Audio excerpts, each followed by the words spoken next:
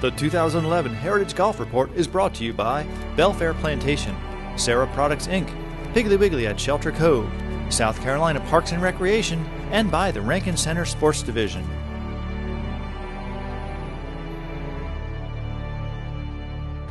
Hi, I'm Allie McNair. Welcome to the 2011 Heritage Golf Report on WHHI TV. Coming up, we'll have a look at what happens at Harbortown Golf Links even before the sun goes up.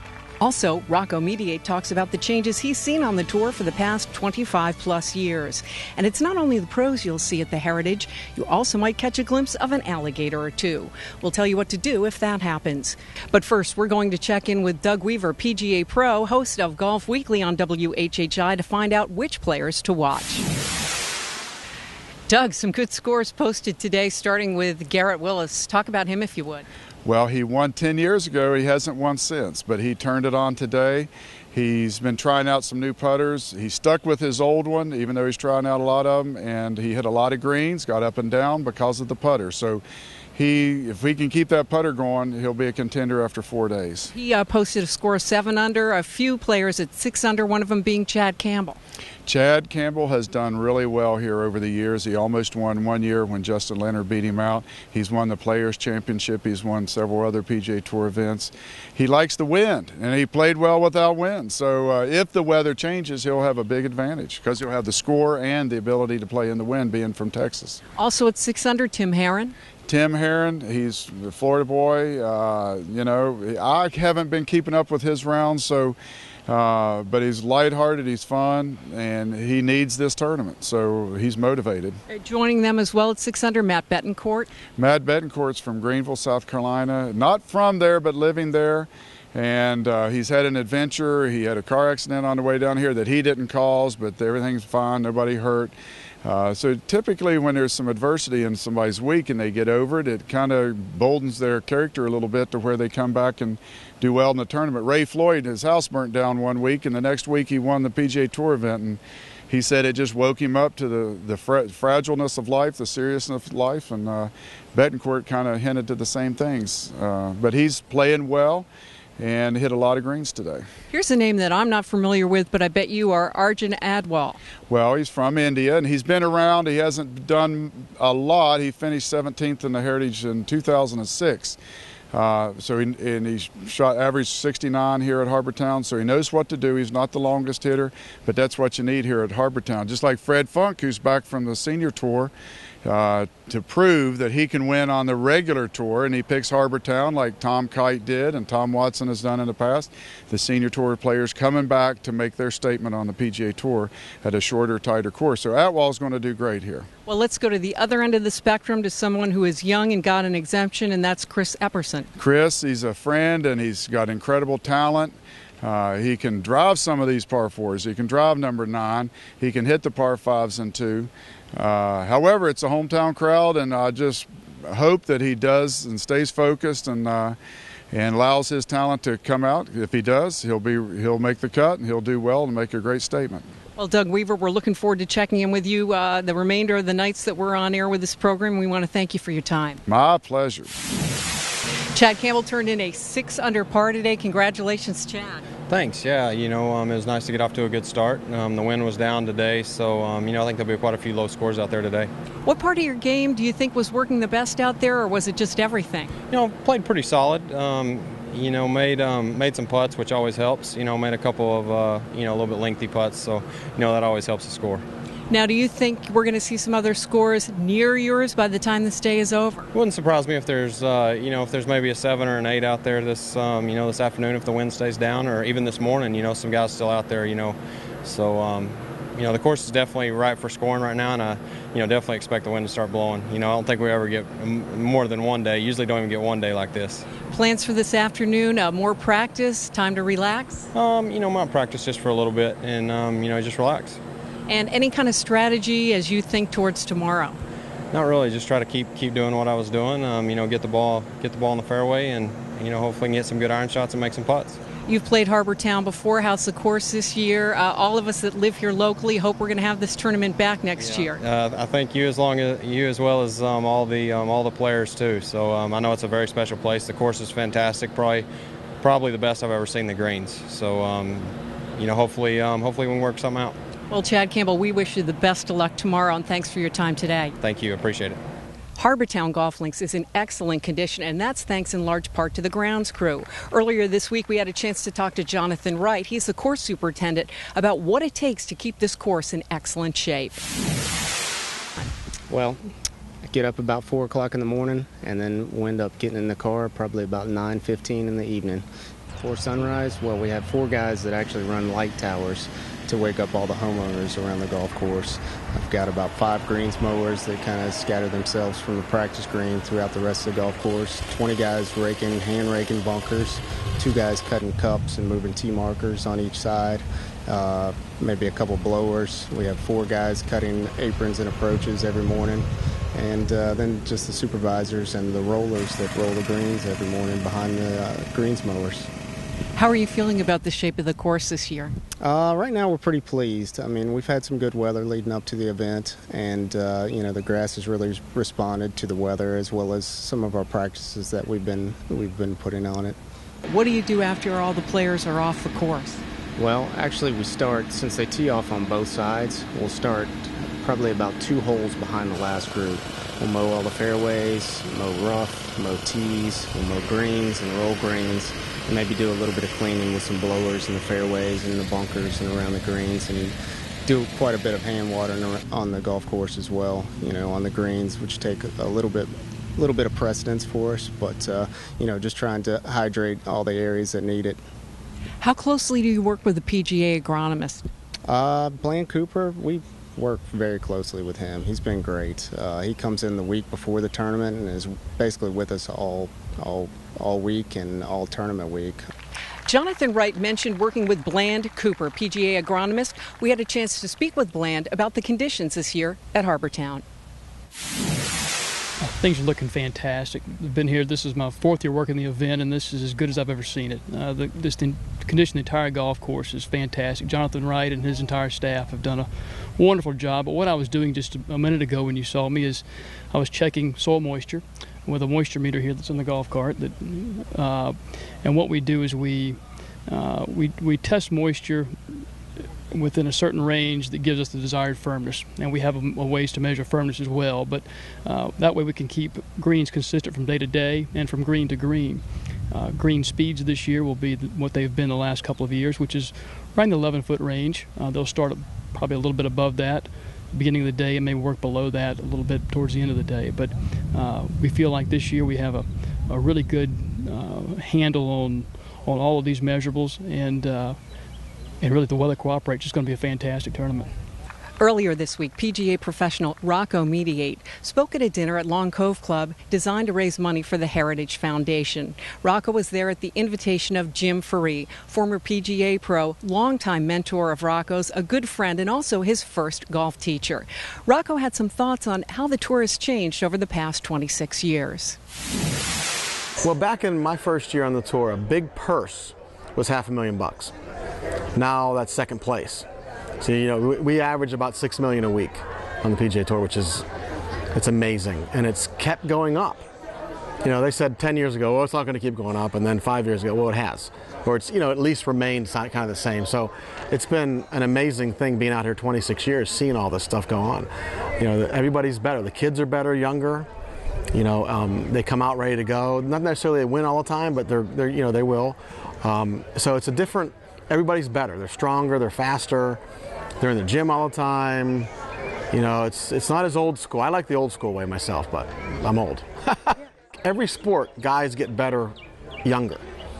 And golf is the same thing. It's like, Ricky Fowler, who's one of my favorite youngsters. He hasn't won yet, but he's going to win a lot. But it's just like they got to learn. They're still really good, but a lot of them haven't won immediately. You got to learn. It's still hard. Still hard, but they're ready to go when they come out here. When I got on tour, I learned to play on the PGA Tour. I learned to play tournament golf. You can't do that anymore. We get wiped up and thrown off to the side. So that's really changed. Everybody's better, faster.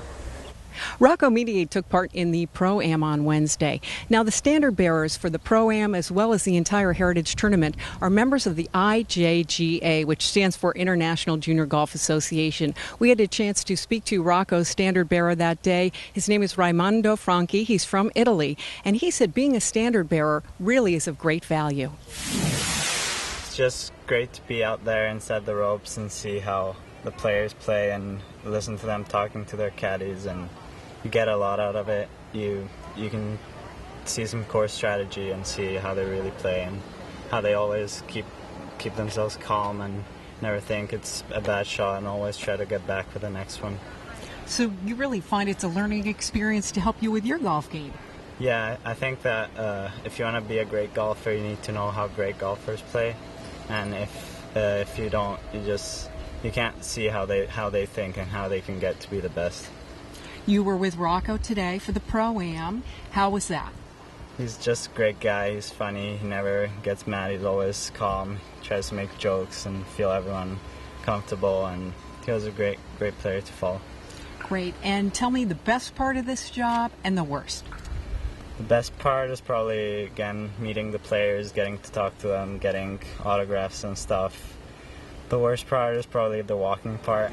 You get tired after a while when the wind picks up. It's tiring to bring the sign, but it's a great experience.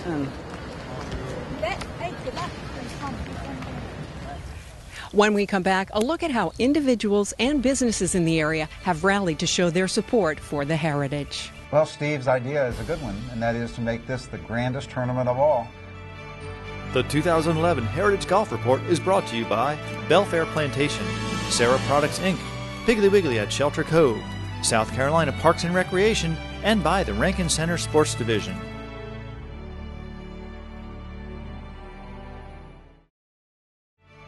The 2011 Heritage Golf Report is brought to you by Belfair Plantation, Sarah Products Inc., Piggly Wiggly at Shelter Cove, South Carolina Parks and Recreation, and by the Rankin Center Sports Division.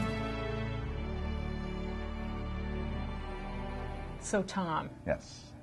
Tell me about the group, what you did last year and this year. The Partner Sponsorship Club was the idea of Jack Wilson and Bill Wagner last year.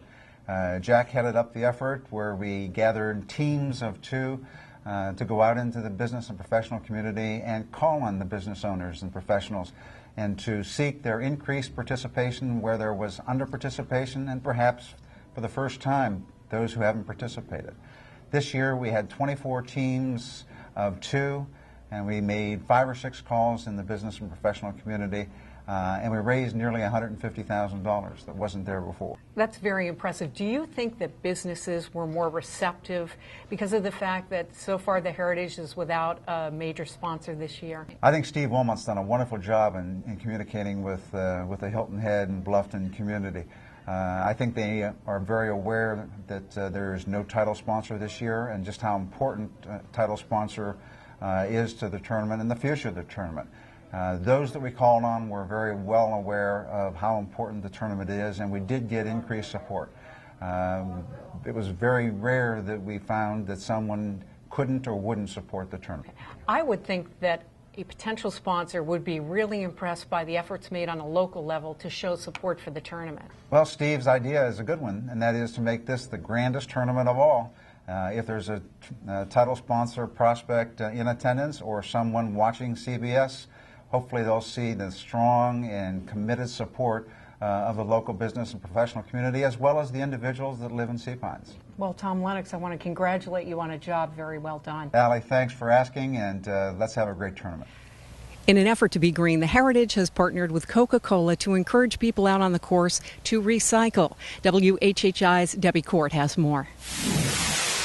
Heather Hux is with Coca-Cola, and Coke is not only the official soft drink of the Heritage and has been for some time now, but you all play an integral role in the Heritage being green. Absolutely. We obviously want our fans and spectators to go out there and enjoy our ice-cold Coca-Cola out on the course, but we also want people to take those bottles when they're done and recycle them. So we have partnered together with Bill Wagner and Steve Wilmot at the Heritage and taken our syrup barrels and cut the tops off and cleaned them out, put some shiny stickers on them, and are using those as recycle bins throughout the course. So we've got a little over 100 of those out there. So make sure when you're done, you throw that bottle in the recycled bin. You cannot miss them. They are everywhere on the course, and really, really a cool kind of embellishment here to encourage you to do that. You all have had great success with the recycling program. Let's talk about what's been collected. Absolutely. We started this program about 2 years ago, and over the last 2 years, just at this tournament, we've collected over 10 tons of recycled material. 10 tons. So it's been great. So that just goes to show you that these fans and spectators, they want to be green. You just got to give them the resources to be able to do that. So we thank them especially for making sure over the last 2 years and this year that they take that bottle and put it in the recycle bin. So yes, indeed, we do want to encourage you all when you're out here, look for those bins. They're easy to spot, and it's so easy to just throw it right in there and do your part in keeping the heritage green and these tournament grounds beautiful. Absolutely. So our motto is when you're done, that bottle's not. So throw it in the recycle bin and we can use it again. Thank you, Heather. Have you ever wondered what inspires a young person to take up the game of golf? Maybe it's noticing the time an older person takes to show them the putting stroke, or it's seeing that ball go right into the hole after a putt. Earlier this week, the Heritage held its Coca-Cola Youth Day putting contest with the help of the South Carolina Junior Golf Foundation. This is the Coca-Cola Youth Day putting contest, and I'm with the South Carolina Junior Golf Foundation from up in Columbia. We always come down and try to help out and lend a hand, and obviously trying to get the juniors involved with the game. How important is it for these young ones to give this a try? I mean, do you think it'll really inspire someone to go on? Hopefully. You know, what's neat is some of the guys on tour see what we're doing. They come over, they lend a hand, they sign some autographs, and, you know, what we're just trying to do is spark an interest, hopefully get them out there on the course. And, you know, no telling, I'm sure someone will go back and pursue other things, but if we can just inspire a couple of them to come out here and play the game and learn it and the traditions that go with it, then we've done our job. We're just trying to do our part to grow the game with the kids, but also, you know, create the awareness so people know what's going on in South Carolina. When we come back, what it takes to make the flowers bloom here at the Heritage. Well, here on the golf course, we've got 1,300 geraniums by themselves that go around the course in various areas. The 2011 Heritage Golf Report is brought to you by Belfair Plantation, Sarah Products Inc., Piggly Wiggly at Shelter Cove, South Carolina Parks and Recreation, and by the Rankin Center Sports Division.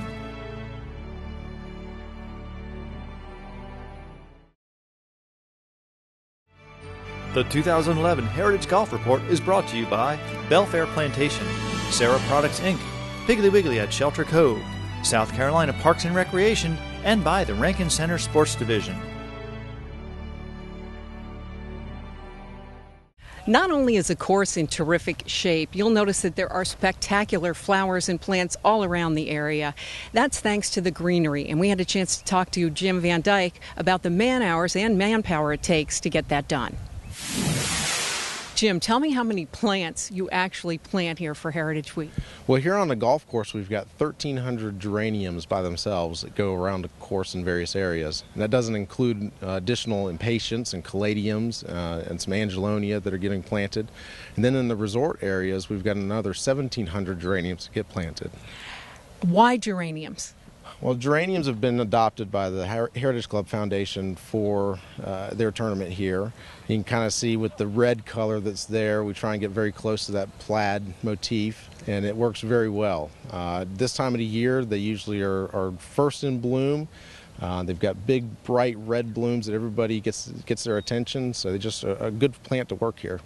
What about prep time, from the time you begin getting the soil ready to the time everything's planted? How many days does that involve? Honestly, we get this done in about 4 days. Now, of course, there's a little bit, the organization that goes well beforehand, and then we've got some cleanup and a little bit of touch-up afterwards. But basically, we get all the flower planting itself done in about 4 days here on the golf course. Maintenance-wise, during the tournament, you're responsible for keeping everything looking good, right? We are. We make sure that everything looks great, and then sometimes a plant or two gets trampled by some patrons here. We have to go ahead and replace that overnight. Sometimes we also have to go in and water things if it's really hot and dry outside, as you know it has been in the past. So we'll come out with water trucks right after the leaders are off the course, and we'll start watering some things in and getting everything looking good. Do you leave the plantings here or take them out when the tournament's done? Well, as soon as the tournament's over, we kind of turn things over to the golf course, and they go ahead and maintain everything throughout the summer. Well, we want to thank you for your time, Jim Van Dyke. Good luck with everything. The place looks beautiful. Thank you very much. When you're at the Heritage Tournament, it's not only golf pros you'll see. When you pass by a lagoon, you'll also probably see an alligator or two. Here on the island, there's a man that's often called to the rescue when there's an alligator causing trouble. When he's out and about with his 2-year-old alligators that he uses to educate the public, he always gets people's attention. He got ours recently, too. Hi, I'm Joe from Critter Management, also a state alligator trapper. I've been trapping nuisance gators for 16 years for the state of South Carolina. Alligators become nuisance when people get involved, when people throw food to them, when people fish in the lagoons that they live in. Just, we can move, they can't. They don't reason, they don't have a brain. So please, enjoy the gators from a safe distance. Don't go near them. If you want to see a gator, take a picture from a distance. Don't approach an alligator for any reason. These are 2-year-olds I hold in my hand, and some of the unusual characteristics of alligators are they have 5 toes on the front foot, they have 4 toes on the back foot, they have webbed feet, they can cross most any terrain, they can climb chain link fences. They're pretty good survivalists. They've been around for 200 million years. I know for a fact an alligator can go 11 miles an hour in 3 steps. I've seen a mother chasing birds, and I just happened to have had a deputy sheriff's speed recorder, and it went 11 miles an hour in 3 steps. When people feed them, they lose their God-given fear to fear man, and they will approach people. And I have to take that into consideration with all our visitors and guests we get. Don't approach and don't feed my alligators. I take it very personal. Please leave them alone. God's gifts to us. Enjoy them from a safe distance. Thanks to everyone who contributed to this edition of the Heritage Golf Report. We also want to say a special thanks to everyone with the Heritage Classic Foundation. I'm Allie McNair. We'll be back tomorrow night.